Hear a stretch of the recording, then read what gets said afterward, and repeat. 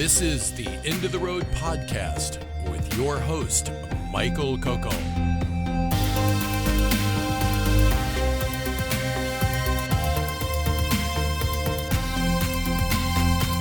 Exploring the horizons we never touch because we're already there. Welcome, and thanks for listening. Tonight we're off to Santa Cruz, California for the second episode in a row. Look at us go. To speak with Robert Falconer. We're talking all about his new book, which is really one of my favorites of recent vintage. It's called The Others Within Us, Internal Family Systems, Porous Mind, and Spirit Possession. And this idea, this concept, this experience of the porous mind, I think really is important. And I think it's a harbinger of things to come in the field of mental health. In fact, it might change what we think, what we know, what we practice, even what we call the field of mental health. I think it's going to change everything. And it's not like it's really new.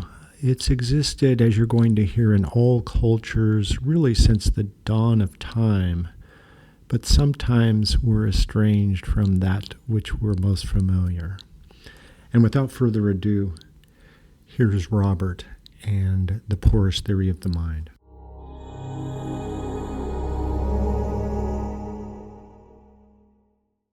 How do you propose that we dig into this? How would you like to start off? How would you like to flow into porosity, so to speak? Okay, well, we can all just melt. Exactly. Or what should possess us first? Yeah.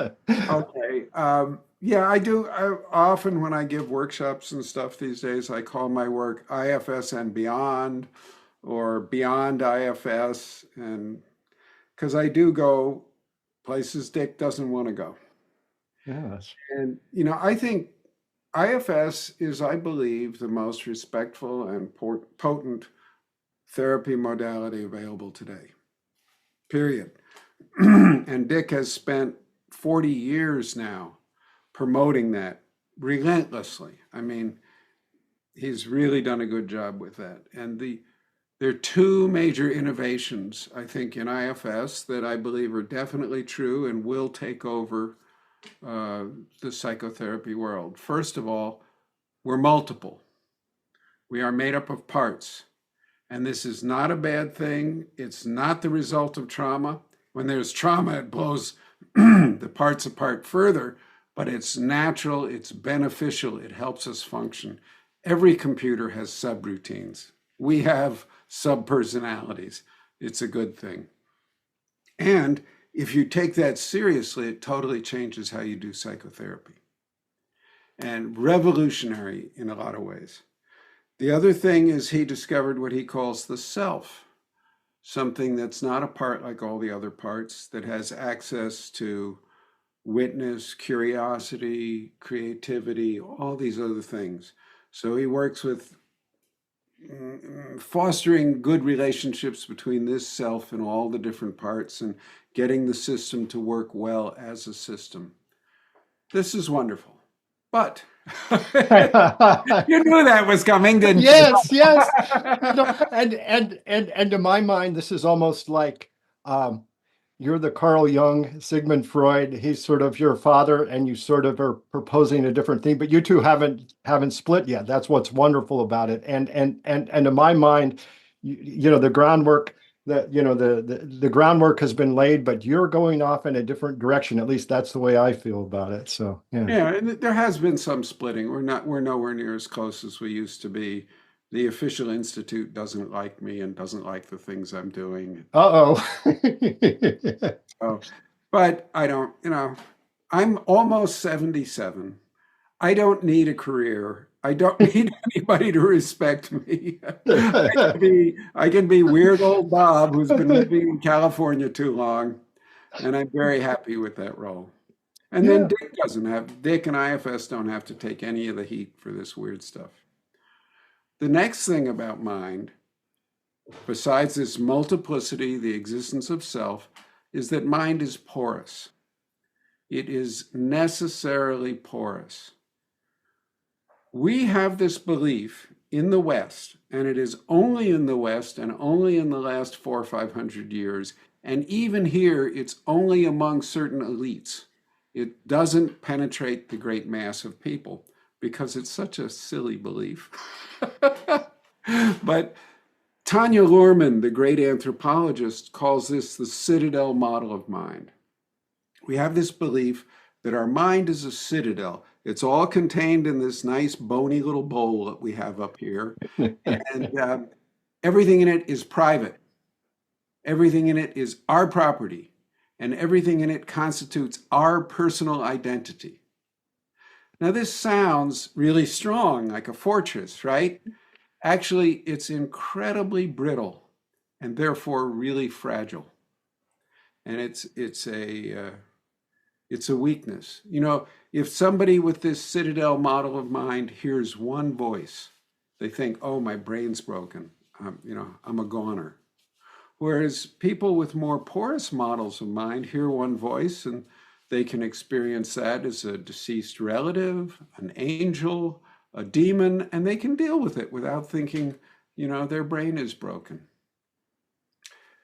There are many, many other people who've come to similar conclusions from different backgrounds. And you probably know this, Michael, but this is called consilience. When people from different fields come to the same conclusion. Different fields, different database, same conclusion. It's considered a very powerful form of evidence.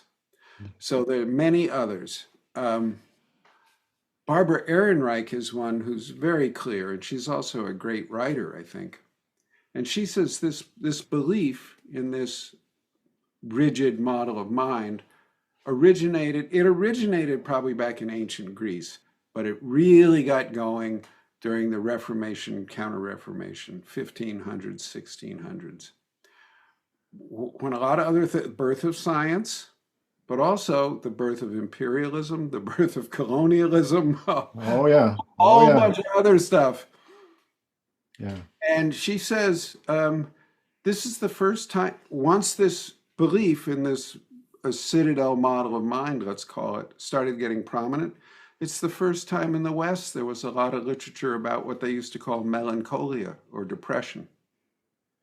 And she believes, and I think she's 100% right on this, it is this belief in the citadel model of mind that's at the root of most of our modern cultural disaster areas.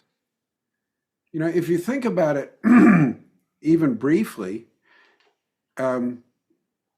if you have this citadel model of mind, you will feel alienated from the entire rest of the world. You will feel cut off and that your life is meaningless.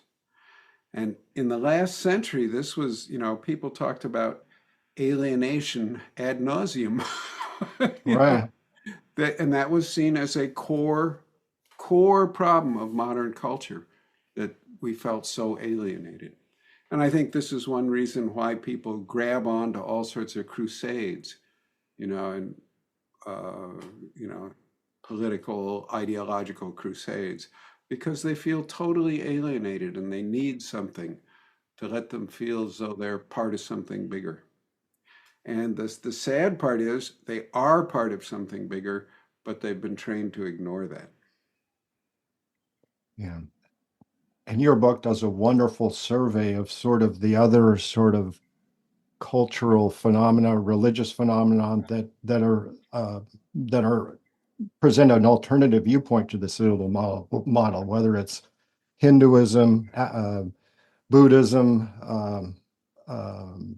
African, the different African beliefs, animism, diamonds. I mean, it's just your book just goes through the whole spectrum of the alternatives to the citadel model of people that could get connected. Yeah. And Christianity has a lot of this. Right. Too. Yeah. Oh, yeah. It's here at home. You don't have to go overseas. Yeah. Yeah. But sort of your journey started off in sort of the darker aspects of this, perhaps, with the unattached burdens. And yeah. Well, my journey actually started with a really dark aspect of psychotherapy, which is extreme sadistic child sexual abuse. That was my own history. My father abused me, my mother abused me, my older brother abused me. Dad, through almost all of my childhood, had at least one of his sex offender buddies living in the house with the family. Mom was institutionalized several times. They were both addicts. Middle-class family, they hid it well. Brother committed suicide when we were teenagers. Father was murdered a few years later. So I should be dead or in prison. You know, the joke in therapy land is women go to therapy, men go to prison. But it's not really funny. It's too damn true. But here I am, my late 70s, very happy, very creative, basically joy-filled. So that was the first more than a half of my career. And I had some recognition as a trauma-focused therapist and as a pioneer in working with men who were sexually abused as children. And I felt quite happy. You know, I thought that felt like a valid and important life's work. And then there was this case where this woman had this thing in her that was not part of who she was. And that was really clear. And IFS has some language about this. And not knowing much at all, I helped her get this thing out. And I found it very disturbing and I wanted to ignore it. You know, that was so weird. We'll just pretend that didn't happen. You know, I'm happy with my little. And then she started sending me these emails saying, oh, my life's transformed. And this was at a training, so I only worked with her once. And I'm seeing colors I've never seen before and all this stuff. And I was thinking, oh no, I've triggered a manic episode, you know, disaster. And then she sent me an email that changed my life. She said, Bob, I didn't tell you this, but when I was a young woman, I tried to kill myself many times. And I was institutionalized many times. Back then, when I tried to tell people about the non-human inside of me, they gave me electroshock and kept me drugged and senseless for weeks. You're the first human being to ever believe me. Thank you. You've changed my life. And I went, I can't ignore this. Man, I didn't ask for this. I don't want this. You know, I was like in my early 60s. You know, it's like, oh, a whole new career, huh? And it's very disreputable. You know, it's not acceptable. So the non-human, let's talk about that a little bit in the porous mind, the spirits. You know, how do you navigate sort of this new terrain that's not the Citadel model of the mind, perhaps? Yeah. Well, I could go on a whole lot more about the Citadel model of the mind, but maybe let's just talk about this for a little bit. I follow whatever language the client offers me. I don't have a preferred language. I've worked a fair amount all online, but a fair amount in Pakistan. And they talk about jinn. That's the Islamic language for these. I'm fine. Jinn it is. You know? I don't have any ideology to impose. But here's the way I put it to help the extreme rationalists. There is a basic biopsychological dynamic that's happened in pretty much every culture we have records of. It's one of the most widely spread cultural traits. It has profound effects on people's lives, for good and for bad. It's usually described with the metaphor of spirit possession. I don't care what metaphor we use to describe it, it's worthy of study. It happens everywhere in all eras of history, and it's very important in people's lives. We should study this. And that seems sort of undeniable, but people deny that. Yeah. But in a way, I don't see that as as a, for my mind, I came from a Catholic background, and then sort of when you start talking about spirit possessions and exorcisms, all sorts of defenses go up. But in a way, this idea that we are porous, that things can come into us, the flip side is that all these positive things can come in as well. I mean, I go into a forest and you can connect with trees, you connect with the earth, connect with the ground. It's a wonderful opportunity as well. Yeah. Yeah. Tanya Luhrmann and one of her colleagues in 2022, I think, wrote an article called Porosity is the Heart of Religion. Yeah. That all spiritual experiences depend on the porosity of mind. And she says, and I believe she's totally right about this, religion is really about a class of experiences. It's not about certain beliefs. People have powerful, life-changing experiences, and they value these, and that's the ground in which religion grows. And porosity is the foundation of all of that. Would you feel comfortable talking about sort of your own sort of uh, navigating this terrain versus when you're in a therapeutic session? And I guess what I'm kind of interested in is, I think to some extent, almost every sort of thought that we come from arise from someplace else. I mean, it's those our thoughts aren't even ours. Yeah. And so it's in a way that's disconcerting, but in a way it's I mean, I think that's, in Buddhism, they talk about no self. I mean, I think that's no self. I mean, not getting attached to thoughts. I mean, I don't think this is complicated at all. Um, I'm a student of Emanuel Swedenborg's. Most people just go, yeah. huh? Well, he died about 1785, something like that. And he was the foremost scientist of his day, or one of them, and like hardcore science stuff like copper mining and copper smelting and, military fortification design. And he Yeah. worked for the King of Sweden, hard-nosed guy. And then when he was 50, he started talking to demons and angels. And he spent the rest of his life creating a 30-volume geography of heaven and hell Yeah. that has just been retranslated once again into English. It's a very difficult thing to read. He said that all our thoughts are put into our head either by demons or angels, which was his language, and that they only become ours when we adopt them and act on them. Until we do that, we're not responsible for them in any way. Yeah.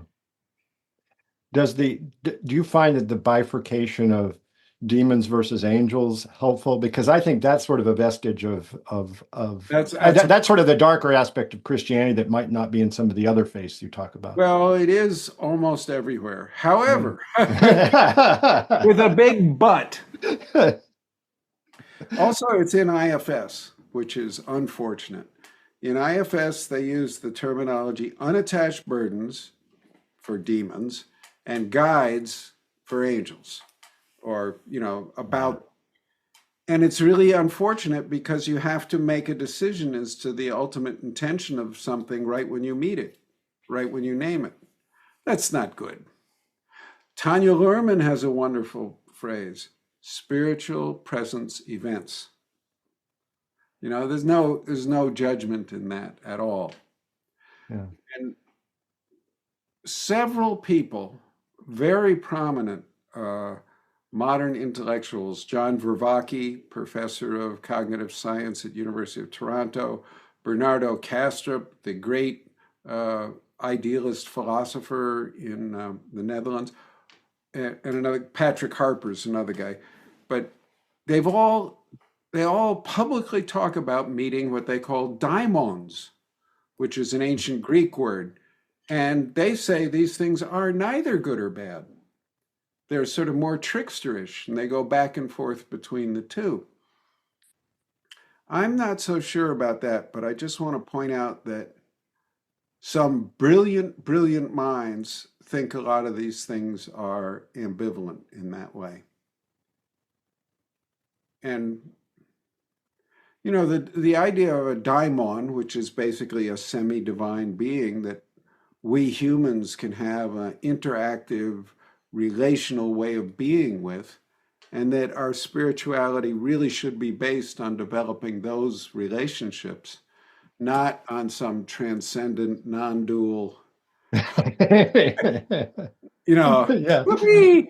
But it's very sort of pragmatic. And I think the Neoplatonists, like Iamblichus, Plotinus, Porphyry, there are a bunch of them, I think they were really native Western shamanism Yeah. Yeah.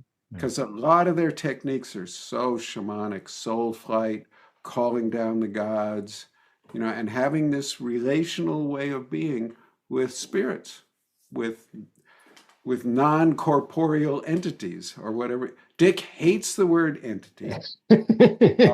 That's one reason I'm in trouble with the Institute.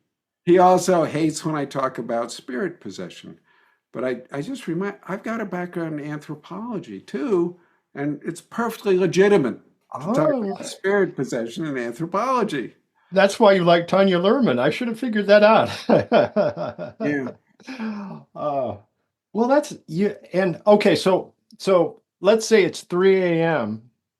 I don't know if you're like me. You wake up at 3 a.m. and you're dealing with these energies that come in. And I should say I am. I should be the N of one, not the N. But I don't think I'm alone in this. But how do you deal with and let me say that I don't like I didn't like the phrase unattached burdens, but then I look at the definition of burdens, and burdens, there's kind of like a sub-definition of like something you can't accept. And that to me, there's a certain amount of accuracy in that because at 3 a.m. I'm Mhm. feeling like these energies coming in, and my body can't accept them somehow. So it's like the practice or the try the orientation is to somehow like open up so you can let it all come in. And it's almost like trying to become a more open vessel. Okay, you're nodding your head. Oh, what am I doing? Okay, That's so not what I would do. okay. Well, what do you do then? What's your third There's three? some things we Yeah. don't want in us. Okay. Yeah. It's like uh, taking in a liver fluke. Yeah, many or most of these things are, I believe, sort of psychic parasites. Okay. You don't want to let parasites feed on you. One rule that is immensely helpful, and it's there's no psychological rule that's 100%, but this one's pretty close. These things only get power when we're afraid of them. So when we're not afraid of them, they lose all power and there's nothing for them to attach to in us. The trouble is we're made up of parts, right? That's the basis. And our main ego manager identity is not afraid of them, but these little tiny kid parts are terrified. You can't just bulldoze those little scared kids. You have to welcome them in, love them up, connect with them really well so they're not scared anymore. And then they'll say, okay, get rid of that yucky thing. But most people, when they feel fear, their first reaction is Yeah, exactly. Yeah. squash it. And then that fear is running the show from out of your awareness. So that's a big, big turnaround with these things. You feel something like this in there, you ask inside yourself, anybody in me scared of this now? It's okay, it's kind of weird. And then you love that part until it's well connected with you, like a kid at night, having a nightmare. You love them up until they feel really securely connected to daddy again, and then they can go to sleep and they're all safe. So that's the basic. There's a lot of exceptions, blah blah blah, but that's the basic rule: kindness and compassion inside. I want to say something else too, because what I do is so different than traditional exorcisms and deliverance. I think most of these things that try and attach to us or get into clients, and I mostly see negative ones because I'm in the business of helping people who are suffering. So kind of selects for so I'm kind to these things. The things that attach to people are usually suffering horribly. They're terrified. They're lost and confused, and they cling to the people out of their own terror and starvation. And so I'm not in there trying to beat them up or fight with them or punish them or go, oh, you're evil. None of that. You're lost. We're here to help you go to a place where you can heal. You're in the wrong place. You'll never get what you need here. And this kind of approach, I'm not the first. This is not just Weird Bob. The spiritists in Brazil act like this. And they have 150 years of dealing with these kind of beings. And there are over 50 psychiatric hospitals in Brazil that have spiritist healing teams associated with the psychiatric hospital. So these people work with extreme psychotic states a lot. There's also a group out of Seattle called the Neo-Shamans. They call their work compassionate depossession. They're also along these lines. I don't think this has to be violent fights and heroic spiritual battles or anything like that. Mm-hmm. So you mentioned earlier about the 3 a.m. things that come and visit you. A lot of them are negative entities, or what was your negative theme, but really just I think you're saying that you treat them with love and compassion, and it's not that you let them in, but you don't fear them or push them away. Or I'm just trying to get a sense of that, because part of me, like the idea of having this parasite thing, the way through it is not to push it away, but to somehow still deal with it. Welcome everything, push away nothing, as the Zen hospice worker Frank Kosaseki says. Nope, that no. That's okay, so not here. Okay, but can you be more specific to the kindness and compassion that you're showing versus how you're you see some green toothed monster drooling blood. Okay, that's okay. So and again, maybe I've been blessed enough not to have that sort of visitation. So whatever the hell it is, something like that comes. The first thing you do is look inside yourself and see who's scared of it. Hi, it's okay. It's working real hard to scare you. You're not bad or wrong. And you welcome that part in with love, and you develop a good connection between you and that part. And then when you found all the parts who are scared of that thing, then you just say to that thing, you're in the wrong place. You're lost. We're here to help you go where you can heal. Yeah. Sometimes they, get all huffy and go back into some kind of hell realm and say, I'll get you later, rah, rah, rah. But they're powerless when you're not afraid of them. There's a wonderful story from Tibet I really like. The monk Milarepa, who was a murderer and a highwayman before he became a monk. So his guru was pretty hard on him. But anyway, he had a meditation cave where he usually lived, and his guru sent him out doing monk-like things. And he came back like 6 months later, and his cave was full of demons, snarling, just so many there was no. So he went into the cave and he said, oh, let me make you all a meal. And he started making them all a meal. Half of them disappeared, just because he offered that kindness. And then he started serving the rest of them food. Oh, eat, eat, eat, you must be starving. All the rest of them disappeared except one, the biggest one with his great big snarling mouth and the worst thing you can imagine. So Milarepa went over to it and he put his head in its mouth. And that demon too disappeared. Yeah. He was totally unafraid, and he greeted them with kindness.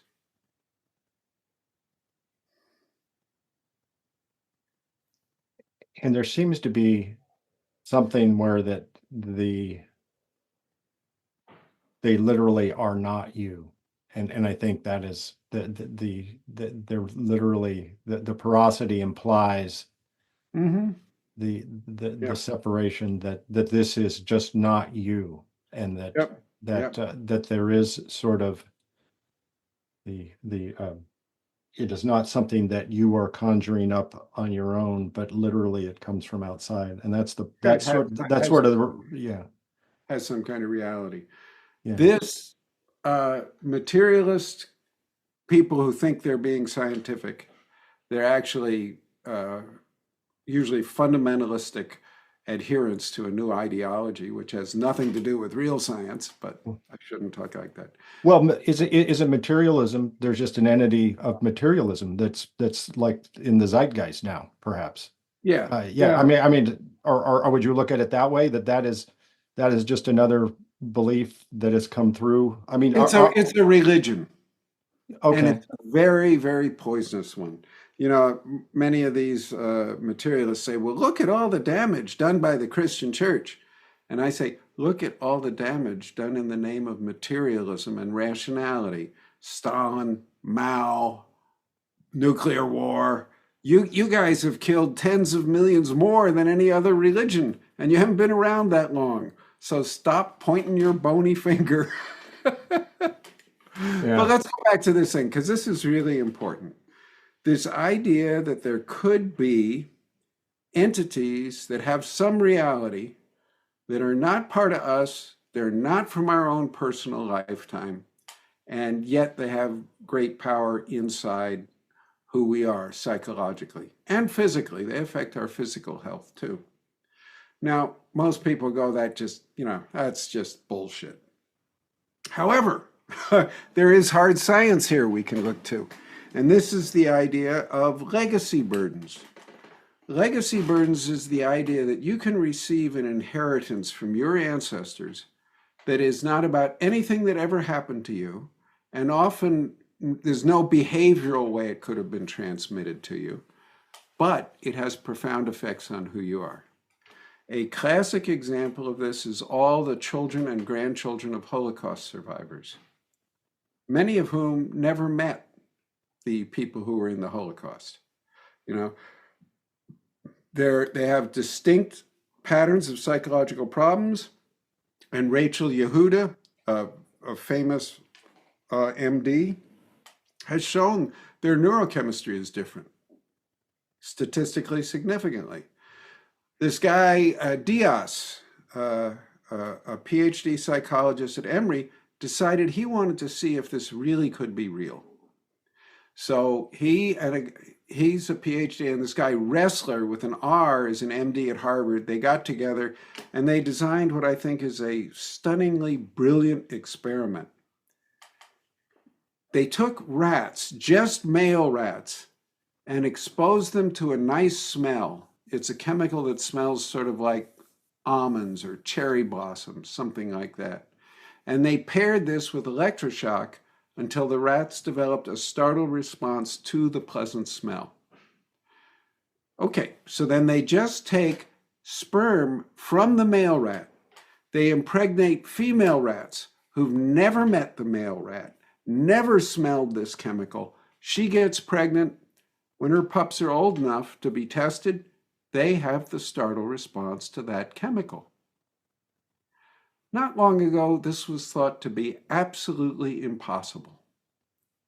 The genes aren't changed, the DNA isn't changed, but there's something really profound has gotten changed in those rats.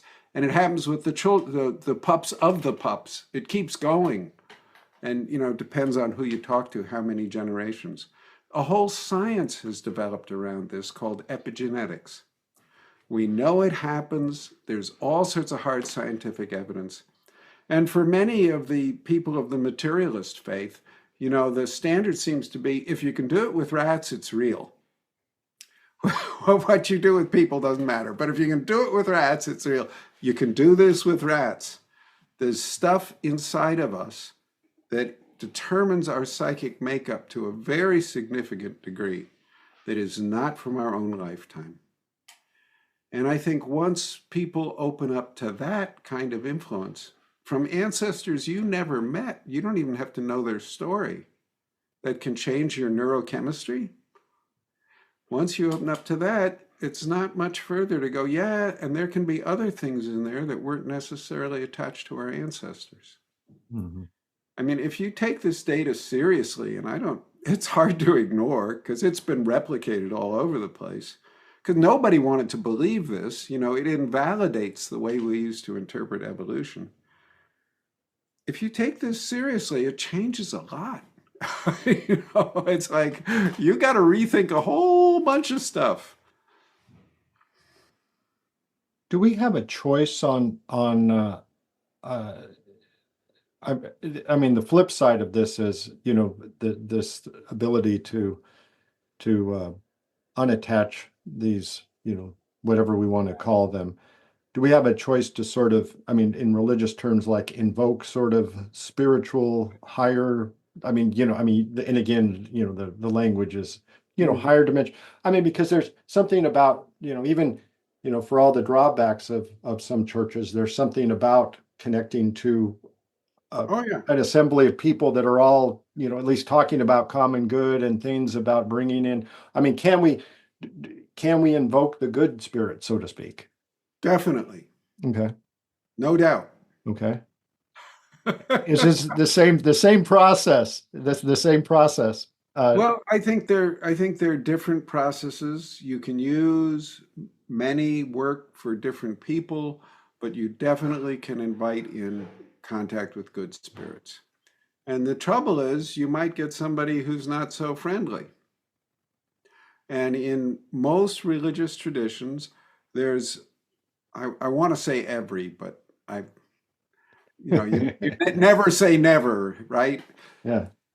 There's a whole libraries of material about what they call discernment. Yeah. Trust not every spirit, even the ones who come, pretending to be these beings of light. A lot of them are really nasty. One thing that really has brought this home to me, I think pretty much all the major crimes of the past 150 years or more were done by people who were absolutely self-righteously convinced they were doing good. Look at Pol Pot. He went back from Paris, where he was educated by the foremost leftist of his day, to put in these utopian plans into Cambodia. He killed 2/5 or more of the population, and the rest are horribly, horribly traumatized and will be for many generations. And he did this out of absolute conviction in his self-righteousness. Mao, the greatest mass murderer in the history of mankind, was absolutely convinced he was doing wonderful stuff. So, and I think, and on and on and on. There's Yeah. many. Yeah. And then I start thinking, I'm not necessarily any more intelligent than these guys. I'm not any more pure. I could be as stupid. I have to be really careful here. You know, this is human to make incredibly bad mistakes like this. So this question of discernment, what actually is a good spirit or a good influence, and what's demonic or whatever word you want to use, is very tricky. Yeah. You need to be really careful with it. Yeah.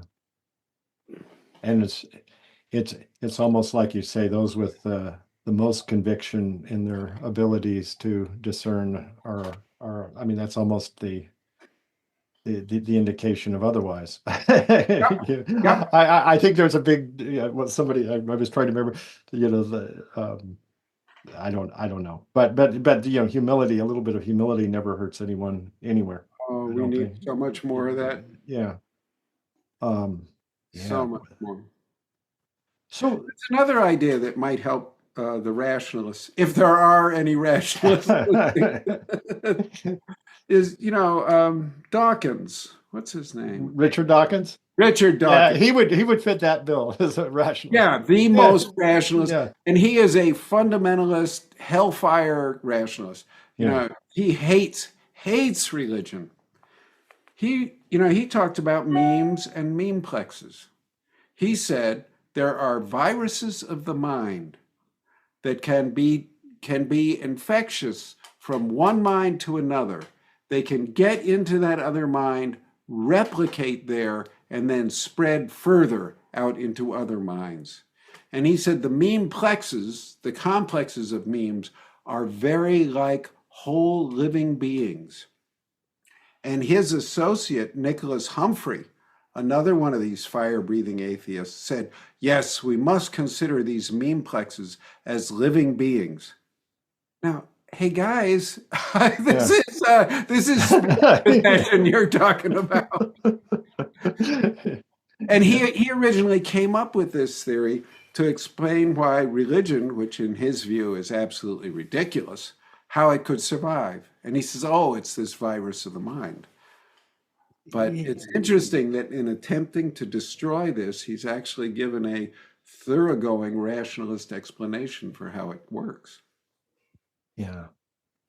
That's a little bit of irony never hurts anybody either. Yeah. Plenty and irony. We're working on them. Yeah. But so I think it's interesting almost that if we could come up with different ways of different language would almost be helpful too. Because that's a really important point, Michael. David Siegel, MD, Harvard MD, developed a field called interpersonal neurobiology. And he believes that he doesn't use the phrase citadel model of mind. He's never heard of Tanya Luhrmann. He calls it the solo mind myth. He thinks, as I do, that this myth that we're this isolated thing is at the root of many, many, many. It's definitely at the root of the epidemic of mental illness we're experiencing. A lot of other things too. Our environmental disaster. If we really experienced our inner relationship with the world we live in, we wouldn't be destroying it. It's like, yeah. But anyway, he says this belief is so built into the grammar of our languages, it's impossible to think clearly. And we need to invent new language just to be able to think clearly about these issues, because it's so ingrained. I think he's right. And he's attempting to create a new language, but, well, more power to him, but it's still really clunky. I think Thich Nhat Hanh has done the best job of inventing a language that sort of describes this. Interbeing? Yeah, we inter-are. Yeah.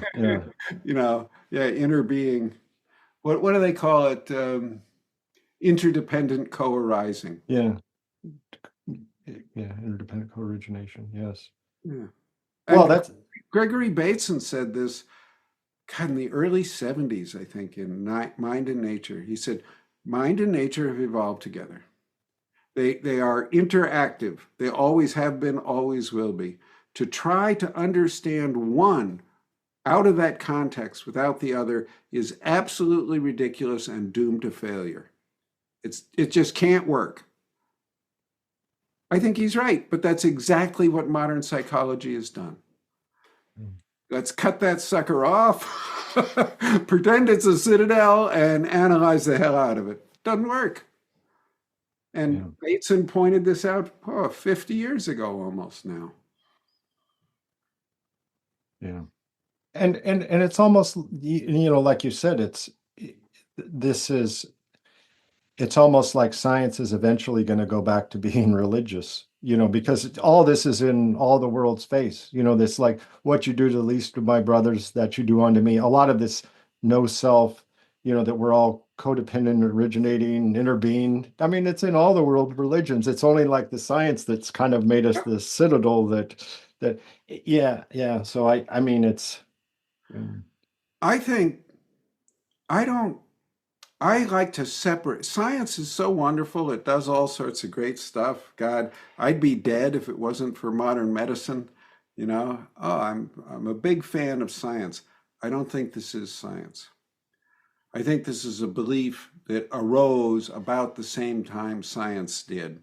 And science could jettison this belief in the citadel model of mind and not be weakened, actually become much stronger.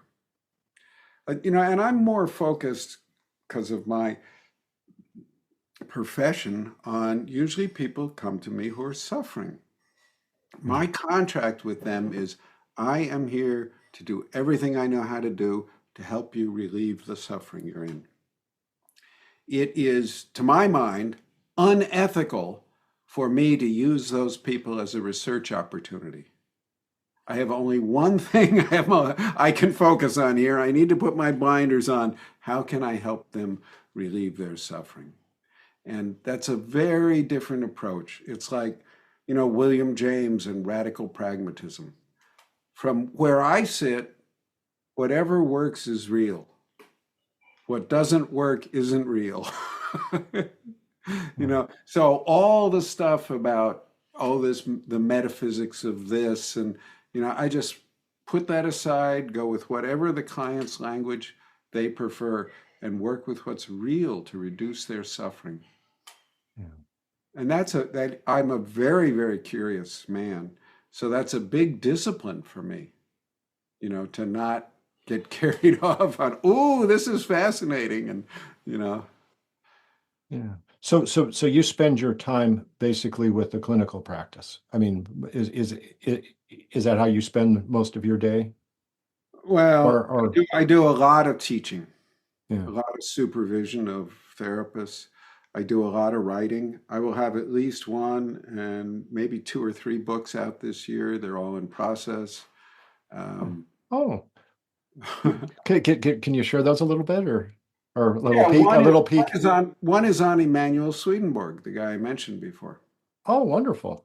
And a couple of people from the Swedenborg Foundation sought me out and said, well, would you be willing to do a book on IFS and Swedenborg?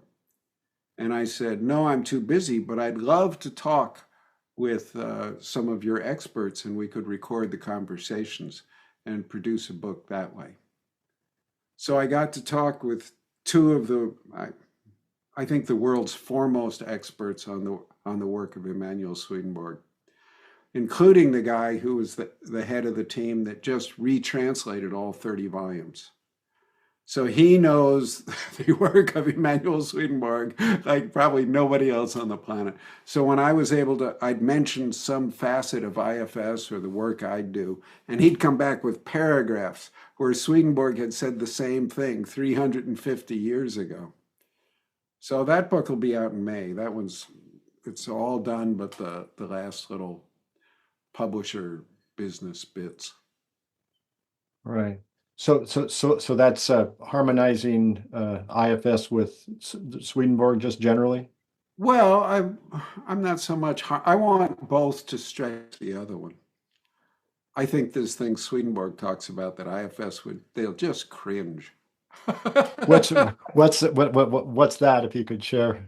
Well, Swedenborg was profoundly religious. Yeah. And, he talked about the structure of heaven and hell and the levels of heaven and hell and how the universe is a grand human and how we have the structure of the universe within us. And a lot of the stuff, he didn't talk about an internal family system. He talked about an internal household. But it's the same stuff. And the internal house has 3 stories. And so he had a systemic view of the structure of a person, and it implies some stuff that IFS doesn't talk about. I'll give you one of my favorite ideas from Swedenborg. He was talking about, he said, spirit. People have longed to contact spirit. And he said something like, many people think that spirit is some exotic bird of paradise, and you have to go all the way around the world to some jungle on the other side of the planet to find her. He said, no, no, no. She's right here, and she so wants you to see her that she's brushing your eyelids with her wingtips. Wow. Isn't that beautiful? Yeah, it's right in front of you. You don't have to go to the jungles of South America for for this or that. And the Koreans is the same thing. Allah is closer to you than your jugular vein. Right. Yeah. Which is a little more bloody image, but same idea. Was there another book that you said you were also working on? Well, there are two more. One, I've developed a practice to communicate with spirit. Ah, yeah, there we go. And I've been doing that for more than a decade. And I have about 3,000, more than 3,000 pages of the journals, the records I've made of this. So I've summarized them all, and I just put some of those summaries out to. I have a bunch of people who read my books before I publish them, and they all said this one needs more work, Bob. Well, Ah! the angels is brushing your eyebrows right there. Yeah. Which it's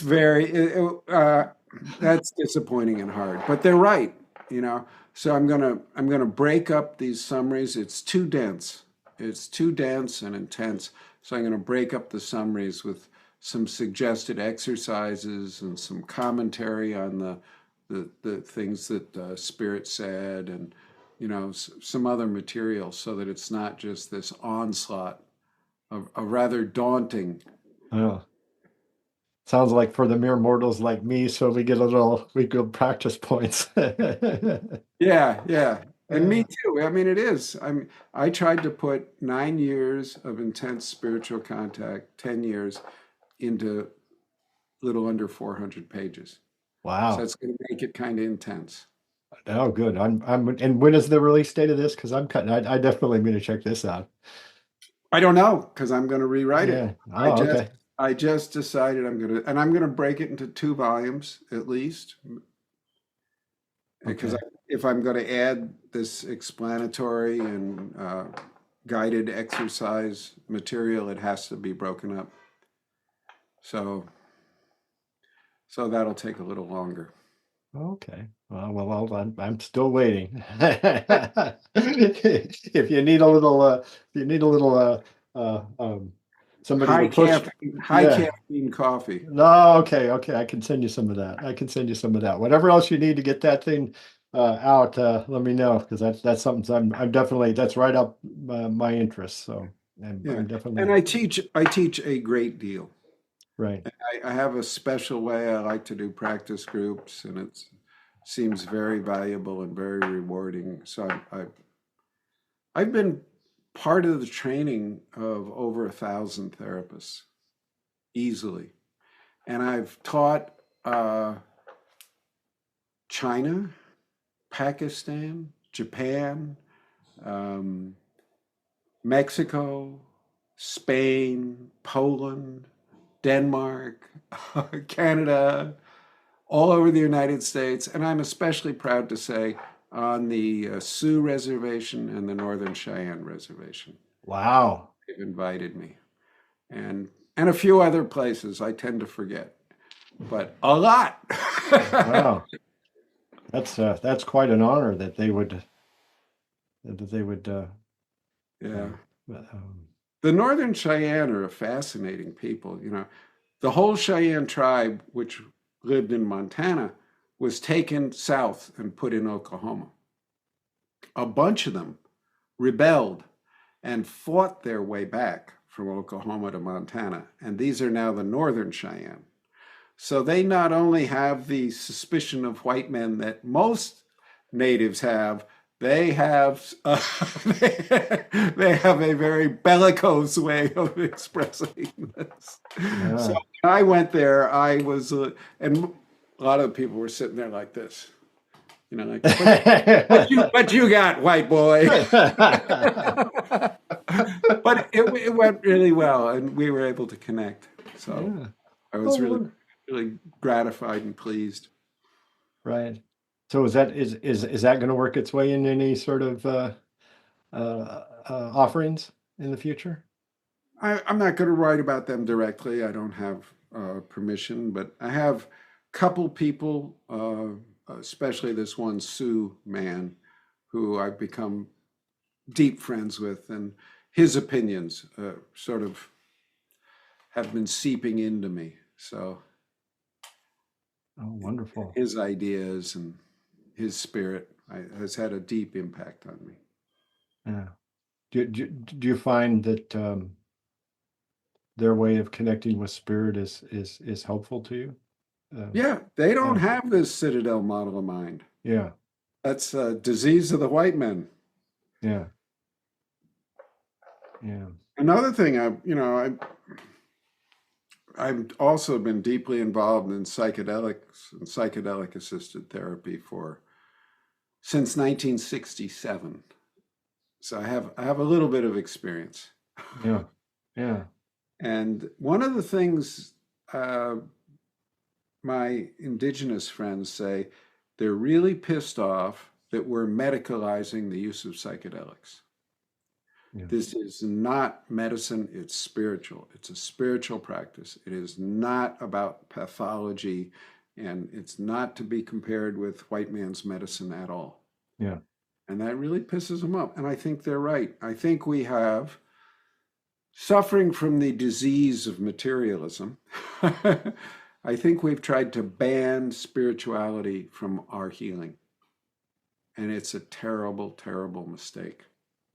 I don't think people heal from major trauma or from addictions without some form of spiritual connection, some deep connection to spirit. And it's just shooting ourselves in both feet to try and do it without that kind of connection. That's really bad. I got to tell Ines, there have been several studies and meta studies over and over again that shows that Alcoholics Anonymous gets better results than any therapy with alcoholism. And yet there's still these Harvard professors writing these snotty articles about, well, this was wrong and this was wrong and not. It's just, these guys with all their degrees cannot admit that a room full of drunks gets better results than they do. And the room full of drunks does. Gang, hello, wake up, hi. Yeah. You can see why I get in trouble in therapy land, right? Yeah. I say stuff like this. And AA is clearly spiritually based. It's all about finding a higher power and making a connection. So I think AA, with that phrase, higher power, allowed a way for spirituality to sort of sneak back in almost through the back door, because you don't have to use any of the God or demon or angel. You don't have to use any of those words. Higher power. I think Dick has done that with IFS too. This concept of self is really a spiritual concept, but it's sort of watered down and made dumb enough so that the modern Western materialists can take a sip or two and see that it really helps. Wonderful. So if people want to experience more of your work and your offerings in the future, where would you recommend that they go? Your website or? Website, yeah, robertfalconer.us. Yeah. And there are books, there are several books available now. This is really, the IFS Institute will not sell their books on Amazon, which is really, really dumb. In my humble estimation, it's stupid. But I co-authored a book with Richard Schwartz, the founder of IFS, called Many Minds, One Self, back in, 17 or 18. And I think that's a very good book for people who want to see how this idea that our mind is multiple is not new. Plato had this, Nietzsche had it, lots of people, lots of other cultures. So the book he and I did together traces this. It shows how this idea of self and how the idea of multiplicity of mind, this is not new, this is ancient. But you can only get that if you go to the IFS Institute store, which there might be somebody reselling it on Amazon, for $100 or something. But so that's the one book of mine that's kind of hard to get. Many Minds, One Self, that one's called. But the others are all on Amazon under my name. Right. Yes. and I'm waiting for the Swedenborg and the practical spirit Mhm. guide to come out as well. And there's a bunch of others I'm working on, but they're back burner material for Sure. now. Sure. Do you have any programs if people want to connect with your programs, your teaching, those kind of things coming up? To do in-person ones, go to the website and subscribe. Yeah, I think I'm doing 6 different classes coming up this winter and spring. Right. And they would all hopefully all be listed on the website. I have someone who does that for me. I'm a computer idiot. It's Right. pretty pathetic, Michael. Yeah. Thank God I have this person who can do that. So I think that should all be up there. And there are pre-recorded classes that there are links to that, are for sale. Wonderful. Wonderful. Well, thank you very much, Richard. I really appreciate the book, and it's really changed the way I look at things, and I think it was always there. It's just that it sort of gave me the permission, the new language of porosity. I mean, that's just basically what it is, and that I hadn't looked at it that way, but it just it met the map fits my terrain, so to speak, Good. in some ways, and I look forward to what sort of mischief you've got going on in the future too. I'll do my best to be bad. Thank you very much. Thank you. Bye-bye. Bye.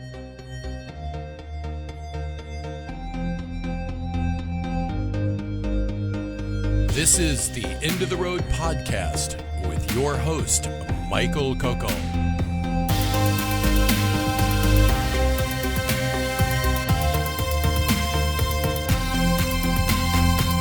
Exploring the horizons we never touch because we're already there.